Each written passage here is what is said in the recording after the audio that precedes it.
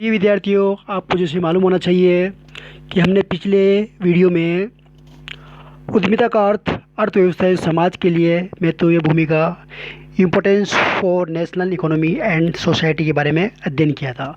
लेकिन वीडियो बनने के बाद में मैंने चेक किया तो पाया कि जो आवाज़ की जो समस्याएं थी वीडियो में, वॉइस की जो प्रॉब्लम थी वो काफ़ी ज़्यादा थी। इसलिए मैंने नया वीडियो बनाने की कोशिश की है। तो इसमें हम वापस देखते हैं अर्थव्यवस्था समाज के लिए महत्वपूर्ण भूमिका उद्यमिता की किस प्रकार है, इंटरप्रेन्योरशिप किस प्रकार importance for national economy and society के लिए है।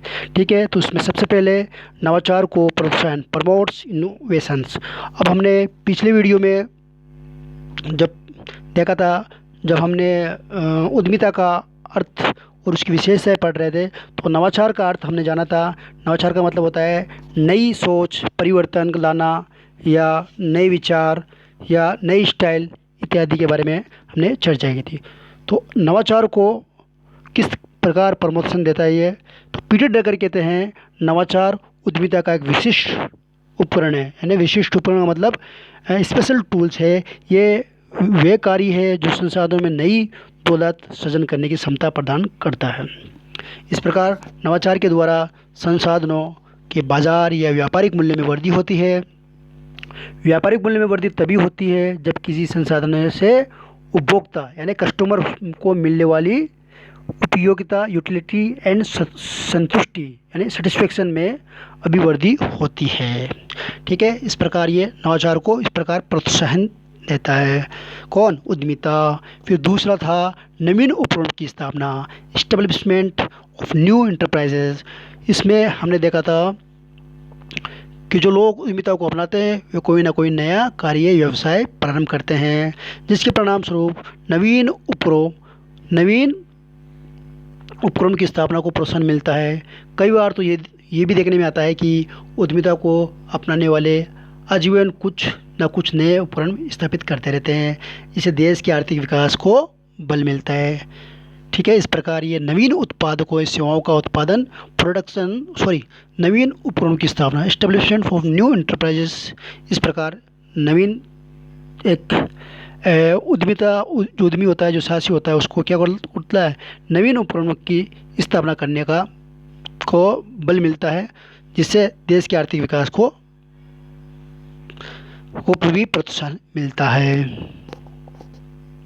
तीसरा है नवीन उत्पादकों, सेवाओं का उत्पादन, production of new technique services. ठीक है, इसमें उद्यमिता के कारण ही देश में दिन प्रतिदिन नए उत्पादकों या सेवाओं का उत्पादन संभव हो पाता है। किसके द्वारा? उद्यमिता के द्वारा। क्या होता है? नए, हम देखते हैं नए नए बाजार में उत्पादन, सेवाओं का प्रोडक्शन होता रहता है। दिन प्रतिदिन काम में आने वाले छोटे से बड़े उत्पादन से लेकर हवाई जहाज जैसे बड़े उत्पाद में नया मॉडल उपलब्ध हो रहा है। हम देख सकते हैं कि रोज़ नए नए मॉडल, जैसे अब हम मोबाइल की बात करते हैं, मोबाइल पुराने समय में और आज के समय, वर्तमान के समय में कितना चेंज आ गया। नया नया मॉडल्स, नया नया उत्पादन होता रहा है। तो ये इस तरह से किसके द्वारा हो रहा है? ये उद्यमिता के, एंटरप्रेन्योरशिप के द्वारा ही हो रहा है। फिर नेक्स्ट है नवीन उत्पादन तकनीक का विकास, development of new production technique. इसमें उद्यमिता के विकास से देश में नवीन उत्पादन तकनीक के विकास का भी अवसर मिलता है। नई विद्वान जो वर्तमान में जो उत्पादन विधियाँ में सुधार करते हैं, इम्प्रूवमेंट करते हैं और उसमें परिवर्तन लाते हैं, मतलब उसमें चेंज लाते हैं। लाने के बाद में अवसर खोजकर नवीन तकनीक, जो नई टेक्नोलॉजी है, उसका विकास करने की जोखिम भी उठाते हैं। इस प्रकार ये उद्यमिता क्या करता है? नवीन उत्पादन तकनीक का विकास करता है। फिर नेक्स्ट है पांचवा नवीन बाजारों का विकास, डेवलपमेंट ऑफ न्यू मार्केट। उद्यमिता नए बाजारों का विकास करने में भी भूमिका निभाता है। नए उद्यमी नए बाजार की खोज करने के लिए बाजार अनुसंधान करते हैं, मार्केट रिसर्च करते हैं तथा नवीन बाजारों के संबंध में तथ्यों का संकलन यानी जो डाटा है उनके बारे में क्या करते हैं? संकलन यानी कलेक्शन करते हैं एवं विश्लेषण करते हैं। विश्लेषण का मतलब एनालिसिस करते हैं। तत्पश्चात उन बाजारों की मांग का अध्ययन करके मांग के अनुरूप ही उत्पाद और सेवाओं को उपलब्ध कराते हैं। जो कस्टमर की जो मांग है, जो बाज़ार की जो मांग है का उसका अध्ययन करके उन्हीं के अनुरूप उत्पादकों या सेवाओं को उपलब्ध प्रोवाइड करवाते हैं। ठीक है, नेक्स्ट है विद्वान वर्तमान जो मौजूदा उपक्रम के विकास एवं विस्तार, growth and expansion of existing enterprises.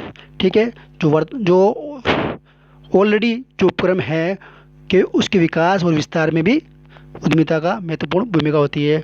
उद्यमिता विद्वान जो वर्तमान में जो उपक्रम के विकास एवं विस्तार में भी योगदान देती है। मौजूदा उपक्रम के प्रबंधकों को के स्वामी या प्रबंधकों की उद्यमिता के परिणामस्वरूप भी नए नए उत्पादों का निर्माण किया जाता है, नई नई उत्पादन तकनीक का विकास किया जाता है तथा नए बाजार क्षेत्रों को खोजा प्रवेश किया जाता है। इस प्रकार जो मौजूदा उपक्रम का विकास एवं विस्तार होता है। नेक्स्ट है रोजगार के अवसरों में योगदान, कंट्रीब्यूट्स टू एम्प्लॉयमेंट अपॉर्चुनिटीज़। इसका मतलब ये है कि उद्यमिता के रोजगार के अवसरों में अभिवृद्धि करने में योगदान देती है। उद्यमिता के कारण जब नए उपक्रम स्थापित होंगे, नए इंटरप्राइजेस स्थापित होंगे, एस्टेब्लिशमेंट होंगे, नए उत्पादों का निर्माण होगा। ठीक है, प्रोडक्ट का क्या होगा, नया प्रोडक्ट मार्केट में आएंगे, नए बाजार का विकास होगा तो रोज़गार के ऑटोमेटिक क्या हो जाएंगे, अवसर बढ़ जाएंगे। उद्यमिता से न केवल स्वयं उद्यमी को रोज़गार मिलता है बल्कि जो उद्योग लगा रहा है, उद्यमी है, जो साहसी है, उसको तो रोज़गार मिलता ही है। इसके अलावा अन्य लोगों को प्रत्यक्ष व परोक्ष रूप से भी रोज़गार मिलता है। नेक्स्ट है अंतर्राष्ट्रीय व्यवसाय को प्रोत्साहन, प्रमोट्स इंटरनेशनल बिजनेस। उद्यमिता को अपनाने से नए भिन्न उत्पादों सेवाओं का विकास एवं निर्माण भी होता है। इससे नए बाज़ारों का विकास करना भी संभव होता है। इसके परिणाम स्वरूप निर्माण किए गए प्रयास किए जाते हैं। कई उद्यमी अन्य देशों में अपने उत्पादन केंद्र एवं व्यावसायिक कार्यालय खोल लेते हैं। ठीक है, जब उनका बिजनेस क्या हो जाता है, बड़ा हो जाता है, बड़ा रूप ले लेता है, तो वो क्या कर लेते हैं, अन्य देशों में अपना उत्पादन केंद्र भी या व्यावसायिक केंद्र भी खोल लेते हैं। कई उद्यमी अन्य देशों में उद्यमियों के साथ आपसी सहयोग के समझौते भी कर लेते हैं।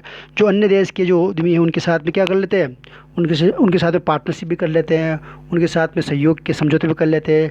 इस सब के परिणाम स्वरूप अंतर्राष्ट्रीय या भूमंडलीय व्यवसायों को प्रोत्साहन मिलता है। तो इंटरनेशनल बिजनेस को क्या मिलता है, प्रोत्साहन मिलता है। नेक्स्ट है पूंजी निर्माण को प्रोत्साहन, प्रमोट्स कैपिटल फॉर्मेशन। ठीक है, इसमें क्या है, रेजर नेस्कट नाम का एक विद्वान है, वो लिखते हैं विकासशील देशों में केवल उद्यमी ही पूंजी के अवैध दुर को तोड़ने में महत्वपूर्ण भूमिका निभा सकते हैं तथा पूंजी निर्माण में आर्थिक शक्तियों को गति प्रदान कर सकते हैं। एक बार वापिस देखिए, रेजर नेस्कट कहते हैं, जो विद्वान है वो कहते हैं विकासशील देशों में केवल उद्यमी ही पूंजी के अवैध दुर को तोड़ने में महत्वपूर्ण भूमिका निभा सकता है तथा पूंजी निर्माण में आर्थिक शक्तियों को गति प्रदान कर सकता है। कौन कर सकता है, सिर्फ कौन तोड़ सकता है, उद्यमिता ही। वास्तव में उद्यमिता देश में पूंजी निर्माण को भी प्रोत्साहन करती है। उद्यमी को अपनाने हेतु उद्यमी अपना संपूर्ण जमा धन अपने उपक्रम में लगा देता है, शेष आवश्यकता के लिए ऋण लेता है या अंश पूंजी जारी कर पूंजी प्राप्त करता है, जिसके परिणाम स्वरूप लोगों को बचत करके प्रोत्साहन मिलता है। इससे देश में क्या होती है, जब लोगों की क्या होगी, लोगों की जो बचत होगी, जो सेविंग होगी, सेविंग करने को प्रोत्साहन मिलता है। तो इस प्रकार क्या होगा, इससे देश में पूंजी निर्माण को प्रोत्साहन मिलता है। ठीक है, नेक्स्ट है आर्थिक सत्ता का विकेंद्रीकरण, डिसेंट्रलाइजेशन ऑफ इकोनॉमिक पावर। अब हम यहाँ पे दो शब्द आपने पढ़ा होगा बीकॉम पार्ट फर्स्ट ईयर में। एक प्रबंध का जो सिद्धांत थे उसमें था, एक सिद्धांत था प्रबंध का केंद्रीकरण का सिद्धांत, दूसरा था विकेंद्रीकरण का सिद्धांत। ठीक है, तो यहाँ पे केंद्रीकरण और विकेंद्रीकरण, सेंट्रलाइजेशन और डिसेंट्रलाइजेशन, दोनों का अर्थ हमें जानना चाहिए। सेंट्रलाइजेशन में क्या होता है, अधिकार या सत्ता एक व्यक्ति के संस्था के अधीन होती है, जबकि इसमें विकेंद्रीकरण में क्या होता है, डिसेंट्रलाइजेशन में क्या होता है, इसमें कार्य एक जगह संचालित ना होकर अलग अलग जगह पर संचालित किया जाता है। मतलब सत्ता व शक्ति को आपस उनमें बांट देना, सत्ता या शक्ति या अधिकार को उनको बांट देना। तो इस प्रकार इसमें जब उद्यमी घर घर में अपनाई जाएगी, जब उद्यमिता घर घर में अपनाई जाएगी तो देश एवं समाज में आर्थिक सत्ता का केंद्रीकरण नहीं हो पाता है।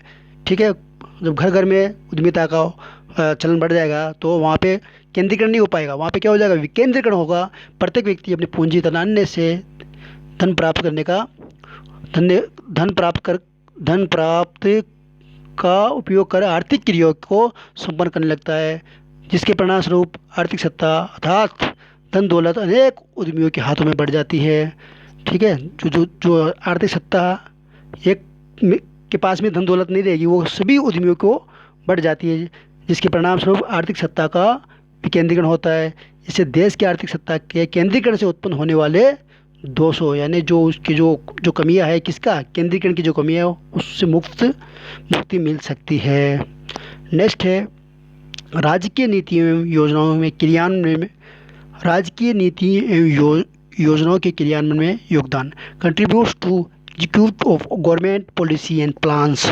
इसके अंदर क्या होता है कि जो उद्यमिता राजकीय नीतियों एवं योजनाओं के क्रियान्वयन में महत्वपूर्ण भूमिका निभाती है। जैसे हम देखते हैं औद्योगिक नीति, इंडस्ट्रियल पॉलिसी, आयात निर्यात नीति, इंपोर्ट एक्सपोर्ट पॉलिसी, ऐसे अनेक बहुत सारी नीतियाँ हैं जिसमें ये उद्यमिता अपनी महत्वपूर्ण भूमिका निभाती है। इसके क्रियान्वयन में महत्वपूर्ण, इनकी नीतियों योजनाओं में क्रियान्वयन में महत्वपूर्ण भूमिका एग्जीक्यूट करने में महत्वपूर्ण भूमिका निभाती है।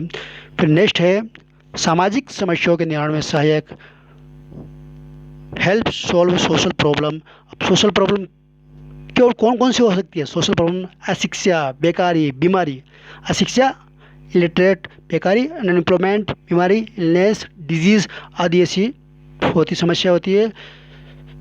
इन समस्याओं को दूर करने में उद्यमिता का महत्वपूर्ण योगदान होता है। जैसे जो शासी होते हैं वो अपने सामाजिक क्रियाओं के द्वारा कई स्कूल खोलते हैं, अस्पताल बनवाते हैं, या स्कूल तथा अस्पताल के लिए आर्थिक सहायता प्रदान करते हैं, जिससे उन समस्याओं का समाधान करने में मदद मिलती है। लोगों को अपने उपक्रम या कार्यों के प्रत्यक्ष रूप से रोजगार प्रदान करके गरीबों की समस्याओं निवारण में योगदान करते हैं। इस प्रकार ये क्या करते हैं, सामाजिक समस्याओं के निवारण में सहायक होते हैं। नेक्स्ट है संतुलित आर्थिक विकास, बैलेंस इकोनॉमिक डेवलपमेंट। उद्यमिता की प्रक्रिया देश के आर्थिक संतुलन विकास करती है। उद्यमिता के विकास से ही प्रत्येक भौगोलिक क्षेत्र में व्यावसायिक क्रियाओं का विकास संभव है। नेक्स्ट है संसाधनों का सदुपयोग, प्रॉपर यूटिलाइजेशन ऑफ रिसोर्स। देश में अनेक प्रकार के संसाधन जैसे वायु, एयर, जल, वाटर, पहाड़, माउंटेन, नदियाँ, रिवर, इसी प्रकार से आप अन्य भी जैसे कृषि, एग्रीकल्चर, इसके अलावा खनिज, मिनरल आदि, उद्यमिता द्वारा इन सभी संसाधनों का सदुपयोग करके उनकी उपयोगिता में अभिवृद्धि की जाती है। ठीक है, एंटरप्रेन्योरशिप के द्वारा इन जो संसाधन हैं उनका क्या किया जाता है, सदुपयोग किया जाता है और उनकी उपयोगिता में, यूटिलाइजेशन में वृद्धि की जाती है। अब नेक्स्ट है आर्थिक विकास में योगदान, कंट्रीब्यूट्स टू इकोनॉमिक डेवलपमेंट। कई राष्ट्र अविकसित रहते हैं या उनके विकास की गति धीमी रहती है। ये हमने देखा है, बहुत सारे देश क्या होते हैं, राष्ट्र अविकसित रहते हैं और या उनकी विकास की गति धीमी रहती है। अर्थशास्त्री मानते हैं कि जो अर्थशास्त्री ये मानते हैं कि उनका एक बड़ा कारण ये है कि उन देशों में उद्यमिता का विकास प्रॉपर ढंग से नहीं हो रहा है। तो इस प्रकार उद्यमिता का विकास करके एक उद्यमिता की प्रक्रिया को तीव्र करके व्यावसायिक गतिविधियों का विकास किया जा सकता है। इन गतिविधियों से न केवल संसाधनों का सदुपयोग होगा, न केवल क्या होगा सदुपयोग होगा, बल्कि क्या होगा सदुपयोग उद्यमिता का विकास करके इन उद्यमियों की प्रक्रिया को तीव्र गति से व्यावसायिक गतिविधियों का विकास किया जा सकता है। इन गतिविधियों से न केवल संसाधनों का सदुपयोग होगा तथा रोजगार में भी वृद्धि होगी, पूंजी निर्माण की गति भी बढ़ेगी। इससे क्या होगा, देश का चहुमुखी विकास भी हो सकेगा।